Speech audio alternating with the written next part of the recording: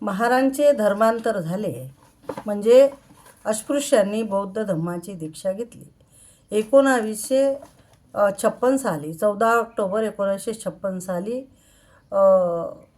या देशामधला जो महार जातीमध्ये जन्माला आलेला व्यक्ती, माणूस, स्त्री पुरुष यांनी बौद्ध धर्माची दीक्षा डॉक्टर बाबासाहेब आंबेडकरांच्या समवेत घेतली.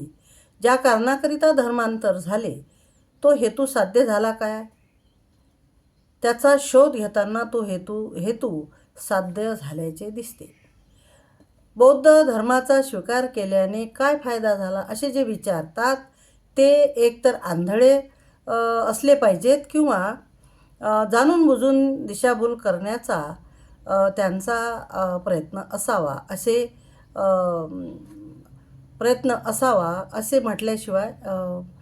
म्हटल्याशिवाय राहत नाही. बौद्ध धर्माचा स्वीकार केल्यामुळे पिढ्यानपिढ्या बौद्ध धर्माचा स्वीकार केल्यामुळे पिढ्यानपिढ्या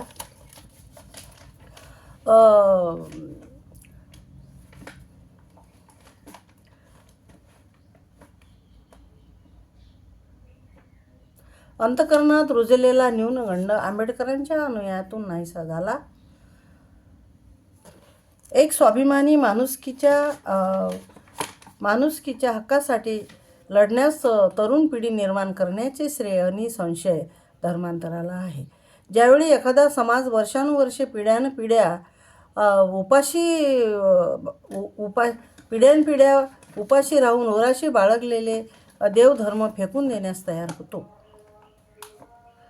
त्यावेळी समाजात एक प्रचंड अशी शक्ती निर्माण होत असते.